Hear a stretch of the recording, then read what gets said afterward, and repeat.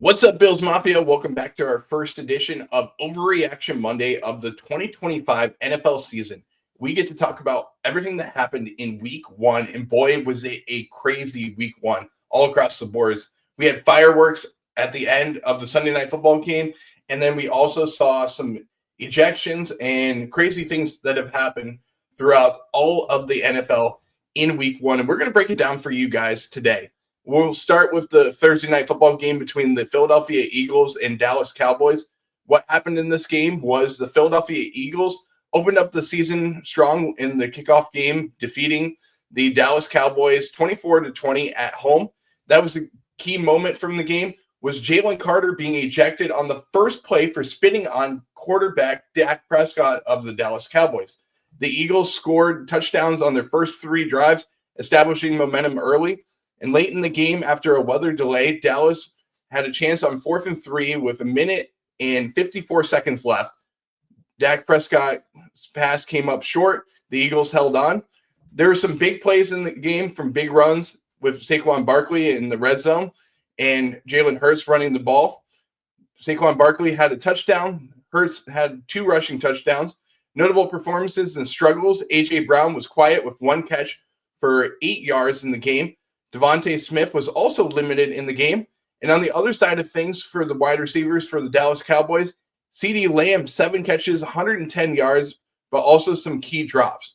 Landon Dickerson was the biggest injury from the game for the Philadelphia Eagles. He left with a back injury.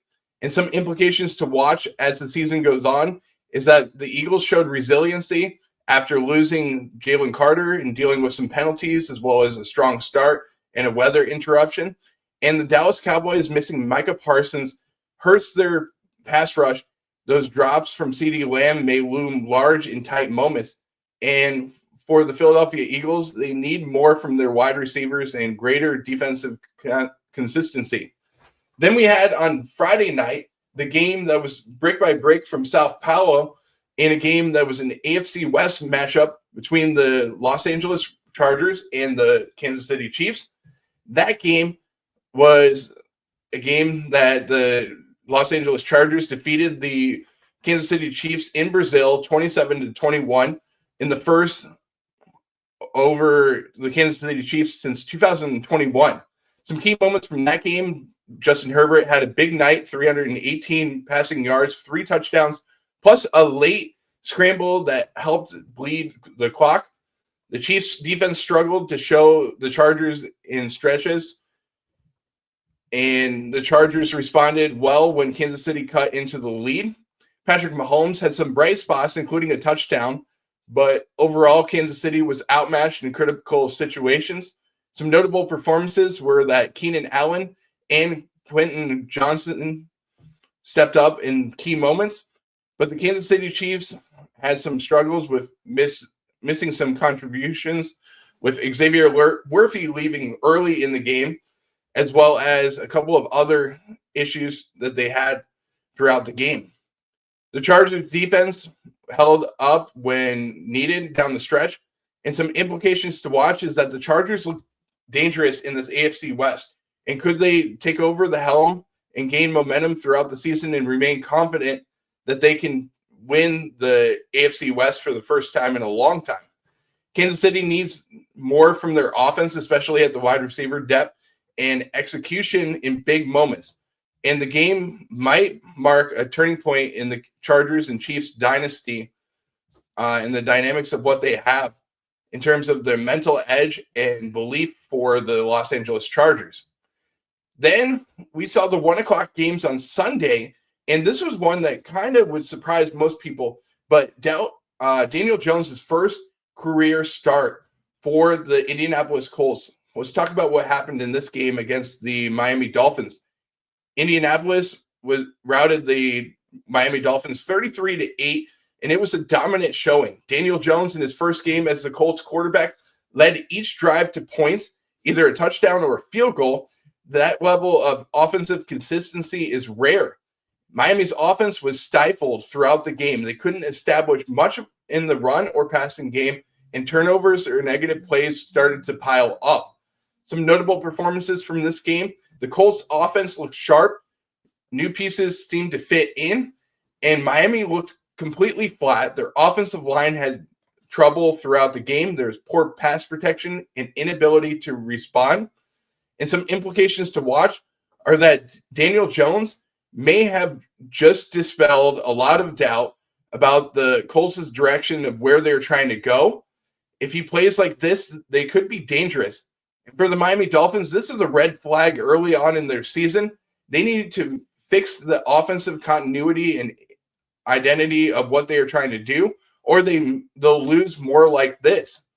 Then we saw a game that had a weather delay in the 1 o'clock games in the Jacksonville Jaguars and Carolina Panthers game. The Jaguars defeated the Carolina Panthers 26-10. Travis Etienne had a big game in this performance. Some key moments were the explosive plays from Travis Etienne, including a 71-yard rushing touchdown that flipped field position and helped set up a scoring situation. Trevor Lawrence was efficient, and the defense held Carolina under double digits. Notable performances, like I mentioned, were the Jaguars' run game using Etienne as a weapon was effective. Jacksonville controlled the game early on, and the effective run game and defense kept the Panthers from making big plays. Travis Etienne, as I mentioned, had a big day on the ground, and the Panthers' offense was limited. The Jaguars look ready to build momentum, and the Panthers have work to do offensively. Early season is often about the identity of both franchises. Now let's turn it over to an NFC East matchup between the Commanders and the Giants. In this game, the Commanders won 21-6. The Giants failed to score a touchdown. Their offense was stagnant, and the Washington's defense dominated. The Commanders' offense did enough to get the win. Deebo Samuel contributed throughout the game as Russell Wilson struggled throughout this game, and it's a big win for the Commanders. It sets the stage early on for them. The Giants have some tough decisions to make early on in the season with their play calling as well as their quarterback play, and we could see the start of the Jackson Dart era with the Giants here coming up shortly. Let's turn it over to the Arizona Cardinals and New Orleans Saints. Cardinals come away with a victory against the Saints in Spencer Rattler's first start of the 2025 season for the New Orleans Saints. Arizona's offense effectively managed the game. The Saints had their moments, but couldn't sustain drives throughout the game or get enough from the passing game. Errors and inopportune times were the biggest things that cost them, especially with errors. Kyler Murray, despite the reported illness, led the Cardinals well, and they did enough to get the win. The Saints struggled to find rhythm, but the Cardinals, as I mentioned, get a solid win on the road for the New Orleans Saints. Moving pieces and offensive issues may linger. Then let's turn it over to a game that kind of surprised people in the AFC North, the Battle of Ohio, between the Cincinnati Bengals and the Cleveland Browns. And this game was a 1-point victory for the Cincinnati Bengals. A tight margin. The Bengals made enough plays to get the win.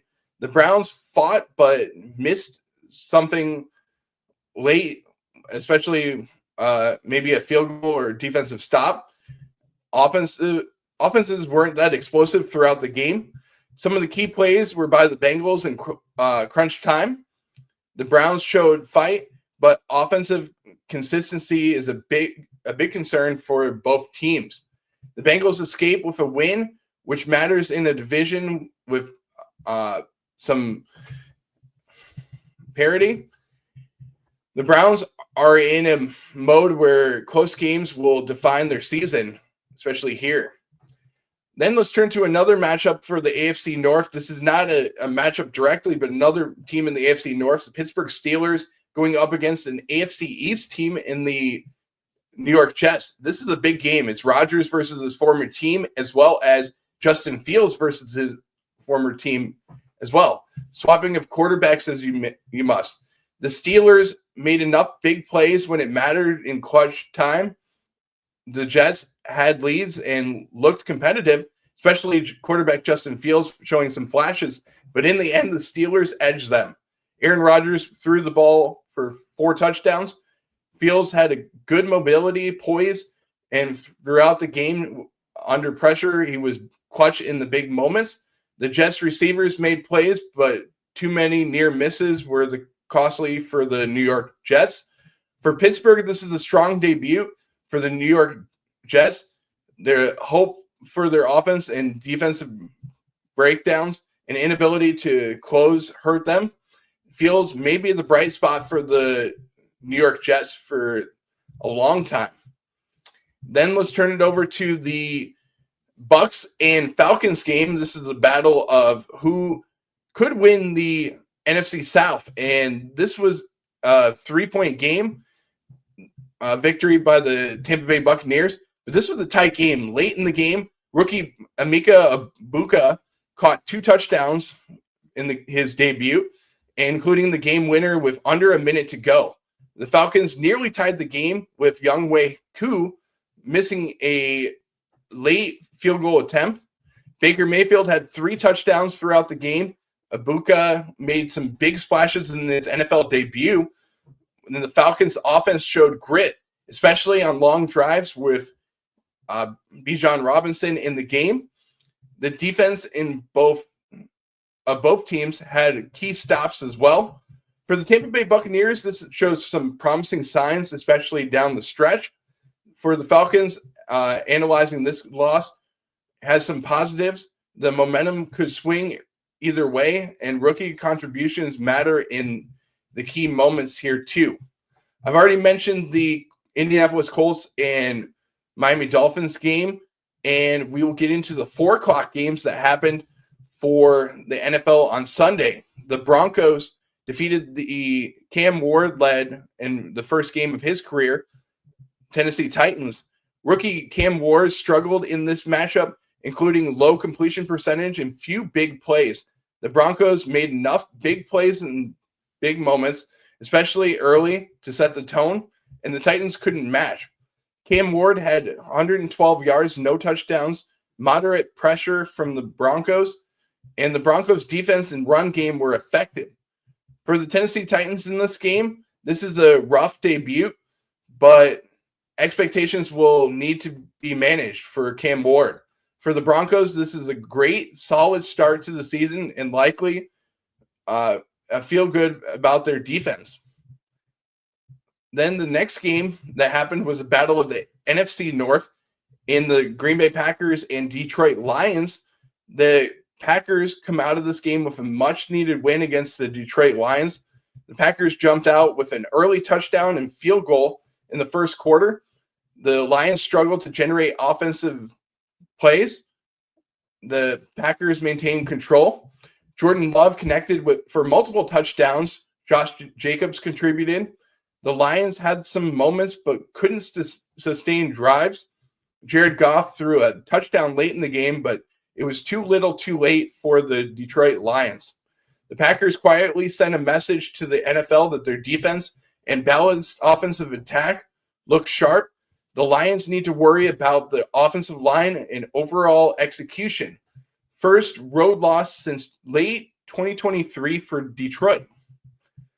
Let's bring it over to some other games that happened here too. The 49ers and Seahawks in the battle of the NFC West. The 49ers defeating the Seahawks 17-13. This game was tight throughout the game. The 49ers made the crucial plays late, and the Brock Purdy had to navigate injuries to his shoulder and toe, but delivered. For the Seahawks, they fought but ultimately fell short. Purdy's leadership under pressure stood out to me in terms of this game, and Seattle had chances but couldn't finish. Their defense and special teams unit may have been the difference in the game for the 49ers. For San Fran, This is a win that might not show dominance, but shows resiliency for them. For the Seattle Seahawks, questions about their ability to close games that are tight, and injuries already loom for them. The last game of the 4 o'clock window was the Rams and Texans, and this was a low-scoring game, a defensive-oriented game. The Rams defeating the Texans 14-9. The Rams defense made key plays, interceptions, forced fumbles, where the Texans had opportunities but couldn't convert. Puka Nacua was the leading receiver in this game. He was big in receiving, despite leaving temporarily for an injury. Matthew Stafford managed the game well, and the Texans' offense looked inconsistent. The Rams' defense looks like a strength, and for Houston, they need to work on their offensive aggressiveness and consistency. Close wins are moral boosters for the Los Angeles Rams. Then let's talk about the last game of the night, in a game that you can say so much about it early on, especially for the Baltimore Ravens. But this is the game against the Baltimore Ravens and our Buffalo Bills. And the Ravens had the lead, a large lead, about 15 points into the fourth quarter, but faltered. The Bills mounted a furious comeback in the final minutes, 4 minutes and 53 seconds on the clock. They came back, and the game was decided by a 32-yard last-second field goal by kicker Matt Prater, who was just on the streets a couple of days ago. Josh Allen had 394 passing yards, multiple big plays in the fourth quarter. Derrick Henry had a big rushing day, 169 yards for the Baltimore Ravens, but that fumble late in the game cost them the most. Zay Flowers also had a big day receiving for the Baltimore Ravens. For the Baltimore, this is another example of early lead collapse. For Buffalo, it's a huge moral win. It shows that even against elite offenses, they can hang in there and close it out. Also puts pressure on the Ravens for how they finish games. Truly does. Well, let's go into the last game of the season, of week one. That'll happen in just a couple minutes. And this is the game between J.J. McCarthy and Caleb Williams in the Chicago Bears and Minnesota Vikings. And it's a game where two defenses, both of them are great, and the offenses needed come out of the gates hot. But you have a guy in Ben Johnson that's coming over from the Detroit Lions and will help build on the second-year quarterback Caleb Williams for the Chicago Bears. J.J. McCarthy making his first NFL start. We'll see what happens there in this game, and we'll see who can have the edge for second place in the NFC North. Don't forget to like, subscribe, follow us on all social media platforms. This has been another edition of Overreaction Monday. You can find us on social media at YouTube, Instagram, and Facebook. We will be back again on Thursday night for our Bills Insider Report, where we will give you a game preview of the Buffalo Bills' matchup for week 2 against the New York Jets. We'll see you next time. And as always, we say, stay loud, stay proud, and go Bills.